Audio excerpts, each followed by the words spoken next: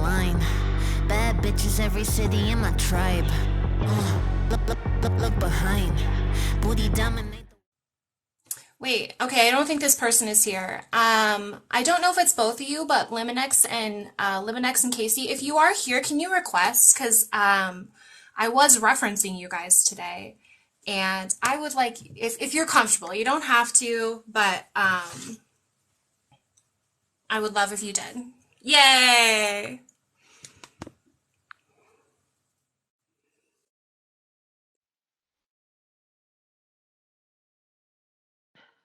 There you are, babe. Hello. Hey, Yeah. I tokenized you today, I think. I hope it's not offensive. I Actually, heard. I was wondering if you were seeing me in the comments because you like brought it up right as I went, and I said my wife was undefined until her parents made her swing a specific way, and then you like popped off, and I was like, did you see my comment? And then when he left, it was like, oh, she had you. But for No, everyone yeah. wondering, So, okay, I feel like don't do it justice telling your guys' circumstance of having children. Like, do you mind sharing? I don't mind. I'm one of the lucky individuals, and of course, all that sarcasm. I'm one of the lucky individuals that was born intersex and had surgeries done when I was not even a year old to adjust how my genitalia looked. It was ambiguous at birth, so undefined. here, you Yep, hold. yep. With it being undefined, they wanted to try to narrow down which way they were going to go. Well, fun factoid, you actually can't tell the difference between an ovary or a testy inside a human body. They look the same. They don't look different. So back then, they just basically were like, oh, well, they had a testy that seemed like it was going to be in the right place if they were assigned male at birth. So we'll just go that way. And that's what they did. Because testes themselves are not actually down in the pouch, as it were. It takes time for that to happen through like And actually, aging. the specific hormone exposure, right? Is it Ye- Dihydrotestosterone is what is processed by testosterone. I lack the enzyme to produce dihydrotestosterone. It is one of the reasons why I was ambiguous downstairs. I process testosterone to dihydrotestosterone just at an extremely slower rate than an average person would. But they swung my genitalia as it was used. They did not feminize down there. And because they did not feminize down there, the testicle that I had was able to produce gamete that were swimmers. They did something. They were small enough gamete to where they were able to reproduce, but I only had one. The right side was actually more adrenal tissue than anything else. It actually, they had pulled out of my abdomen. It was way up in my abdomen. It was not down low. They fished it out of my stomach. But yeah, a single testicle that was not feminized is the only reason I have children. It got and that one. When they went through and they did the treatment, they do not do this anymore. At least this part of the treatment is not legal by the FDA standards anymore. And that was they masculinized down there, and then they used dihydrotestosterone gel. So they used a gel to basically augment and make things develop more down there, almost like HGH, almost like human growth hormone. But it was before anything had formed. So basically they shifted, if that makes any sense. Most of the time they don't know if someone with Swyer syndrome like myself is able to reproduce, because usually testes are removed because there's too much risk for cancer. There is a Okay. massive risk for gonadal I was at massive risk of it. That's why they don't usually leave testes in Usually they are extracted and the infant is feminized in my case. Yeah. I'm one of the, it sounds weird, but outliers that actually they went the other way.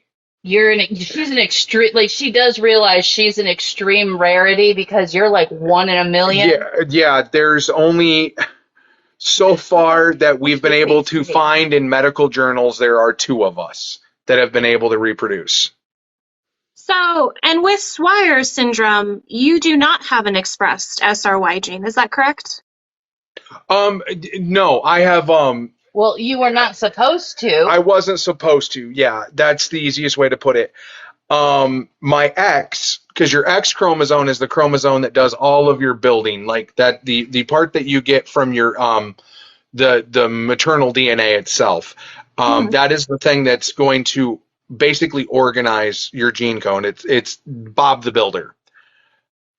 My my X has something on it known as MAP3K1, which is a variant to where my body was not supposed to respond to the SRY gene. And my body was like, nah, no, don't respond. Well, my body didn't get the full memo, and it was still able to produce and respond to some of the hormones, even though I should not have.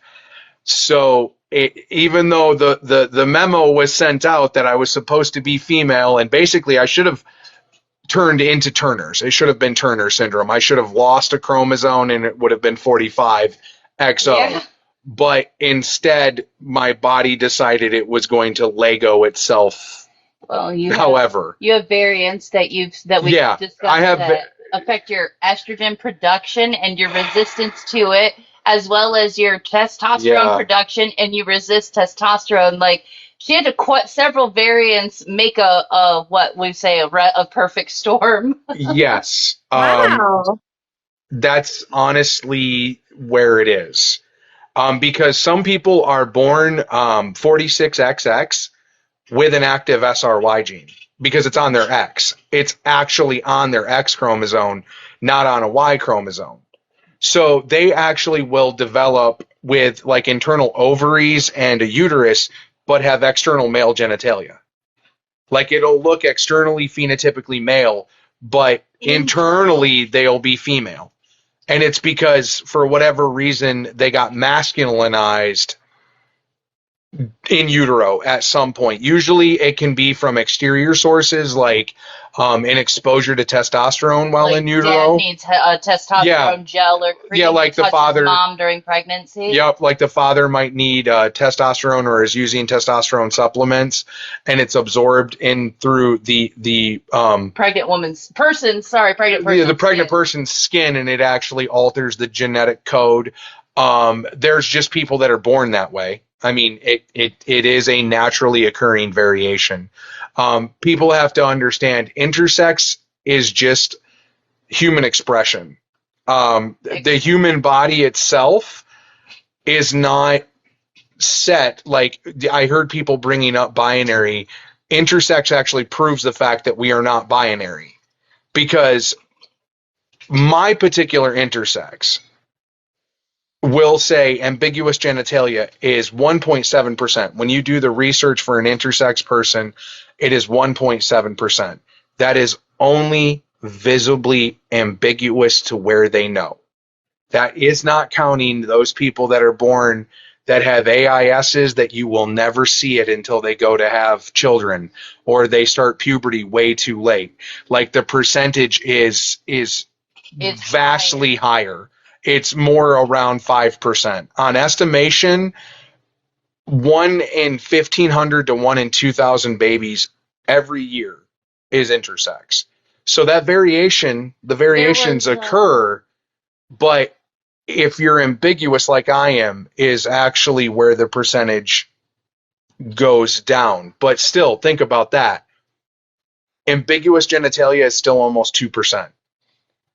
We did the numbers. It was 6 million births about last year, and 130,000-ish were born with visible intersex characteristics. So fell in that 1.7%. Yep. So when you do the math behind it, because there are 4 categories of intersex. There is 46XX intersex, 46XY intersex, which is me. Then you have Gonadal. true gonadal, which is where it is you have an ovary on one side, a testy on the other, or a variation of the two together in an ovotesty. And then you have complex or undeterminate. That is those individuals that are 45XO, 47XXY, 47XYY. We have seen 60 different chromosomal variations that are survivable. There's a content creator here that she talks about being intersex. I wish I could remember her user. She has 4 X's. She has children, and one of her sons decided to add an additional X to go with his Y. So he has 5 X's and a Y. So it's 60 survivable variations, 60 right? survivable, and actually to answer, like, when it comes to we get a lot of times that we're likely infertile. It's actually unknown. That's why they say likely or it's low, because they honestly don't have accurate data. About 15, I think it's 10 to 15% of the world is already like infertile anyway.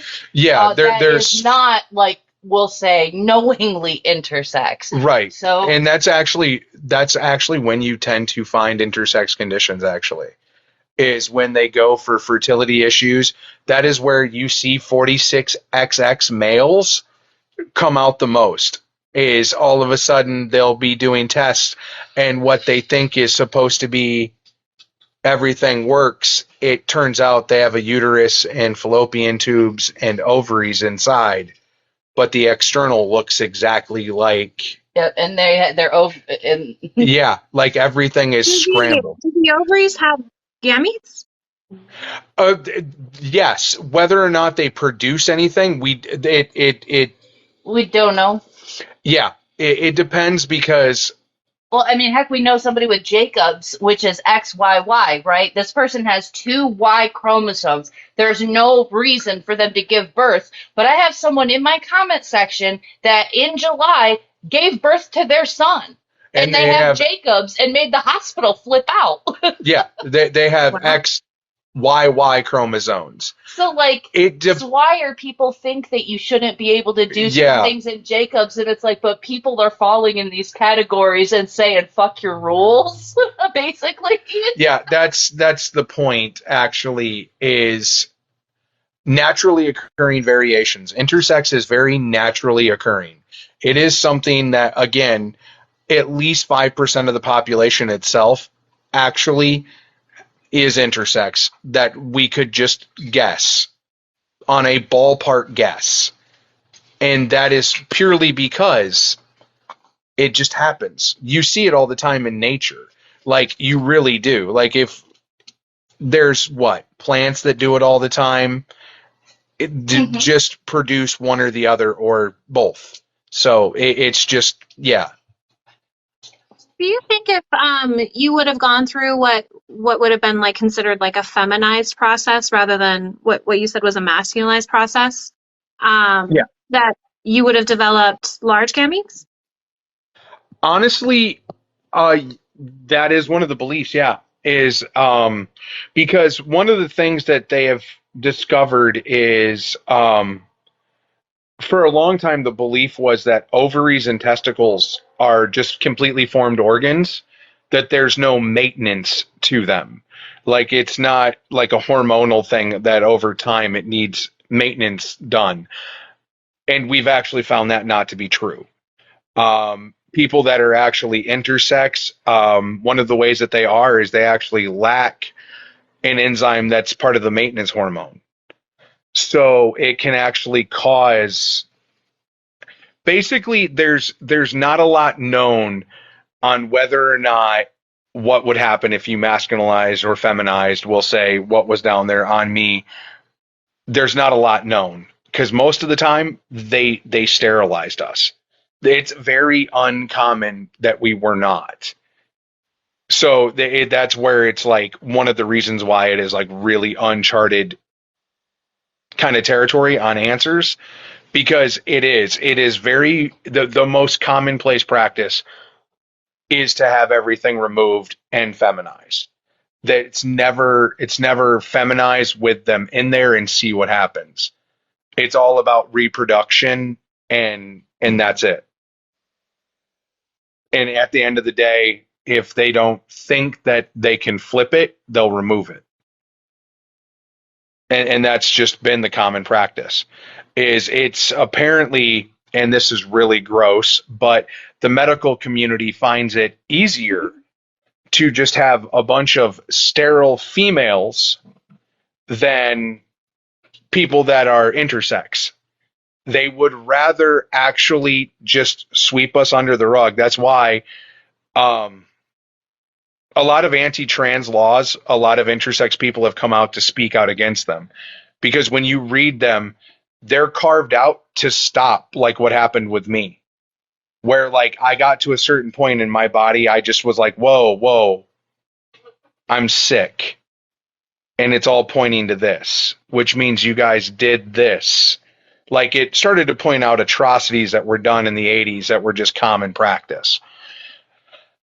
When you read the anti-trans laws, that's how they read. They read to allow the exceptions for us to have sex assignment surgery done before we decide. They just do the surgery, assign it, and then prevent us from changing back when we get old enough and we don't like what they've done. Basically, the laws are written to keep us and trans people out of the light, because we do. Intersex people that are naturally occurring, that is one of the things that we all, intersex North America, we will say, we exist, and we're very much so just normal.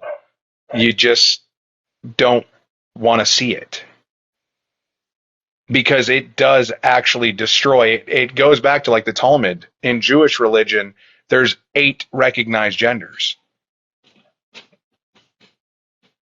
I mean, that literally begs the question for intersex people right there. Like it just explains in like an instant. A lot of religions have multiple genders in them. There's one religion that does not. And it is predominantly who controls hospitals and legislature. And it is true. That's an interesting intersection. It is actually the thing that people like. Most of your hospitals, Methodist, Protestant, a lot of them are that way. Yeah. Yep. So it's not an uncommon occurrence. And I mean, I'm not going to sit there and say big bad in the dark. I am not one of those people that'll sit there and go, it's a big bad in the dark. Like it's that. But the laws are being written specifically way too targeted. If you have any intersex condition, or you know anybody with an intersex condition, read those laws and think about your friend. You will read how before they're old enough to make a decision, their parents can do anything they want. But after they are old enough to say, I don't like this, all of that autonomy is stripped away. No, it is really sad. I'm very sorry to hear that that went through what happened to you in the 80s. I could see, and that's why I think this whole sex binary is so dangerous, is because when you step outside of that binary and you don't conform, then they're going to try and push you back in, even if that's through the means of violence, which even as a feminist, outside of being intersex, I think stepping out of the binary of being, or the idea of what being a woman is, that's why women face, and so on and so forth. So yeah, it goes ripples back in so many areas, is what I'm saying. It does, and that's just it. When you sit down, societally speaking, it's made up. Like gender and sex are both, when you think about it, a binary is just meant as an oppression, a tool of oppression, if that makes any sense. If you keep it down to one or the other and you don't allow any extremes, it's set up for it pitfalls. It's horrible. It really is. And yeah, I hate this because I do get tripped up when people bring it up. The process that was done to me in the 80s is still done. Oh, wow. They don't necessarily do the exact same medical procedures that were done on me because things have changed. But they still do it in a lot of hospitals. There's actually no standing. There's maybe, I think, 11 areas where there's actually orders that say that you can't do what was done to me. Any other time, it's still legal. They're actually able to hide and get away with like no malpractice suits purely because it's still listed in the United States as a viable option for an intersex person at birth. What is it called? Which, The procedure that's still legal, you said? um, when it comes to mine, they still do basically phalloplasty. It's got a different name when it applies to intersex infants that, for the life of me, I can never pronounce. But it's equated to phalloplasty.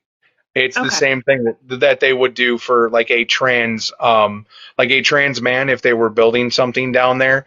That would be the same. It's the same process that I they see. go through, um, because they had to close things up down there for me because I was not completely closed. I still shared characteristics of both. So they sealed everything up. They adjusted all, is lack of a better terminology, plumbing, and built a shaft where there was not one. Oh, okay. Yeah, Wow. corrective. That's exactly what it's listed as. It's they'll list it under like hypospadiasm, reconstructive surgery, which very broad when they say that, because that can be anywhere from the meatus or the urethral opening being literally this far from the tip all the way down to where it would be if you were assigned female at birth and you were urinating traditionally that way. Like it can be anywhere up or down. So when they use hypospadiasm as the surgery for correction, you get a scar for everyone's knowledge that's like this. Like it's very noticeable, and it's long lasting. Like I have side effects from it, pain going to the bathroom and such. From they had to like do widening and stuff like that when they connected my urethra. They had to basically leave a tube there for so long until things healed so that they could pull it out and I would still be able to use the restroom and stuff like that. Like there was a lot done. Oh, wow. That does sound really invasive. That's terrible. There's more than one procedure done. Like Yeah. for me, I know that there were at least 3. That's at least on all the reading that you can find, and that's piecing together. Because medical records for this back then were just destroyed. If that makes any sense, we have heard that so many times. I have been with people that are my age that are intersex, all born in the 80s, and all of us, it's like a magical records fire took out all medical records from when we were infants, Oh my kind of thing. goodness. Of Like course. it's just because they didn't keep them. Like Mhm. it's not that there was actually a mass fire or anything like that. They just purposely omitted them. Right. Yeah. Because if No, you no computer document it, system. Yeah, there's no like standard for medical records, yeah. Yeah. The only thing is that they have to be kept federally for 7 years. After that, they can be destroyed. Oh, But just like taxes. yeah, Medical records and taxes, 7 years, everybody. and it depends on your state too, because like Michigan, it's 10 for like hospital records. They make us keep it for 10. So, if I may ask, tell me if there's like any question you don't want to answer. It's totally fine. Um, would you? So you were not assigned female or male at birth. It would Not be originally, no. okay, and then male was decided on your behalf. Yes. So, when it comes to like your gender identity or your sex, uh, would you identify as a woman, correct? Yes. You are a woman. Yes. So do you think they got your sex wrong, or is that something that you've just like you are an intersex, you are neither, and your conclusion on saying you're a woman has more to do with your psychology or the relationship That with. yeah, that is the question that I get the most often, actually. I'm glad you know what I'm asking because I don't feel I asked it No, well. nope. It is. I love to call this the philosophical question, and it is. It's.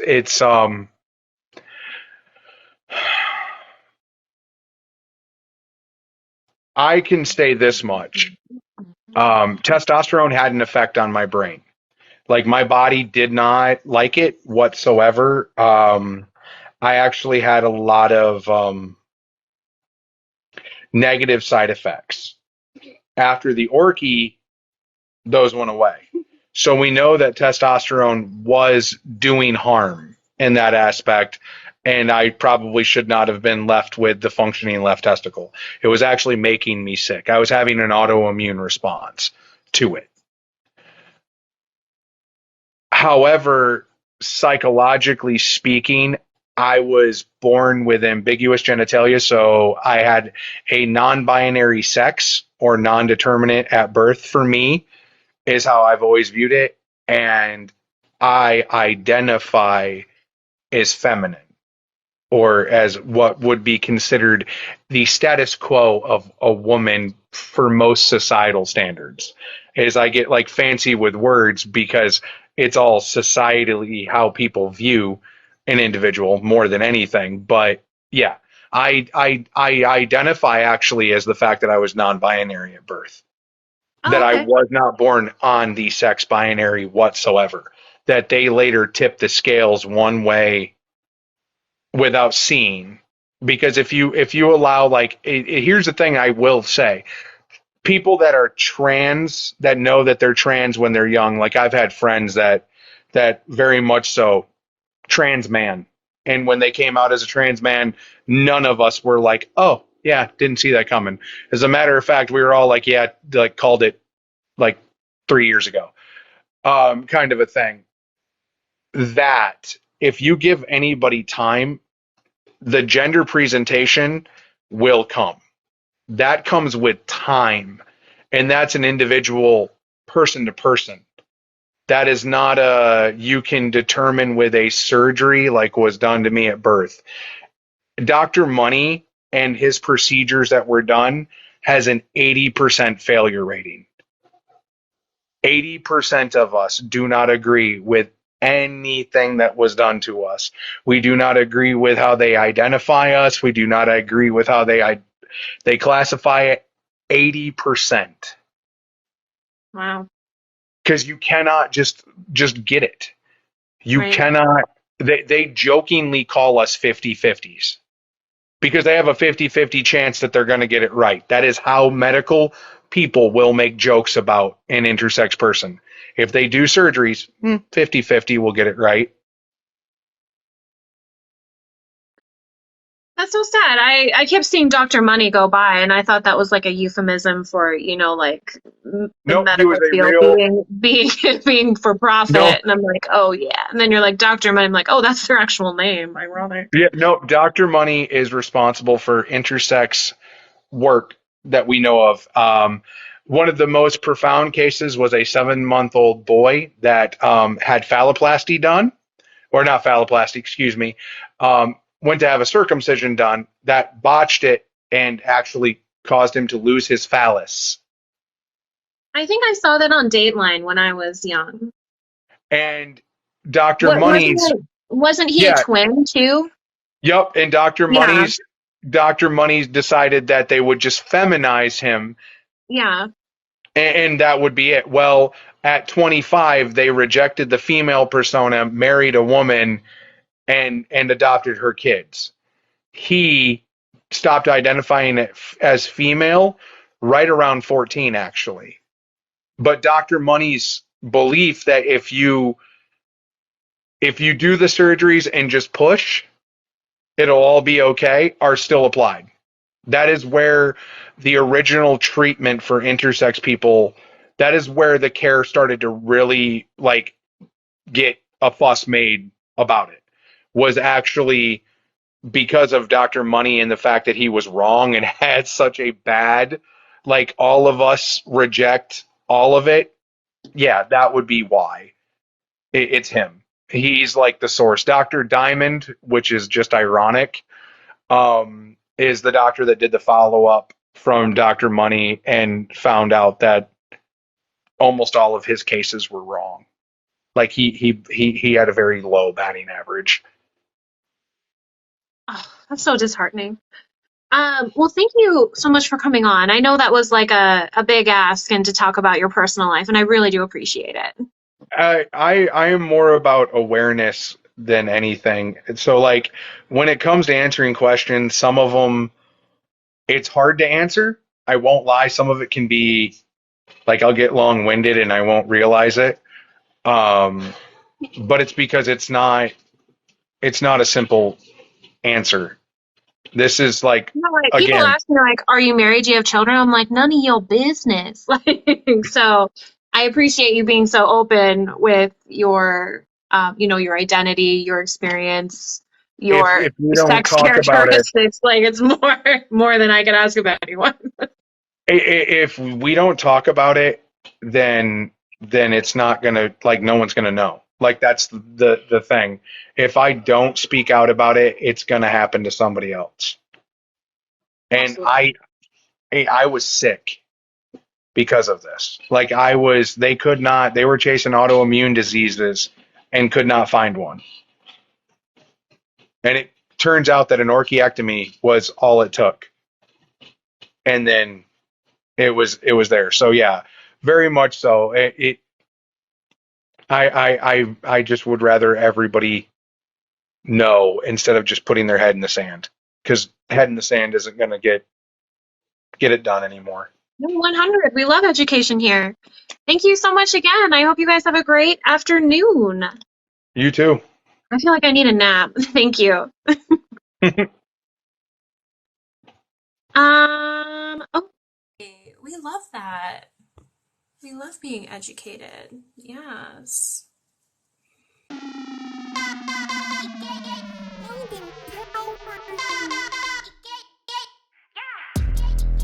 I'm so fucking cute, bitch. I'm so fucking cute.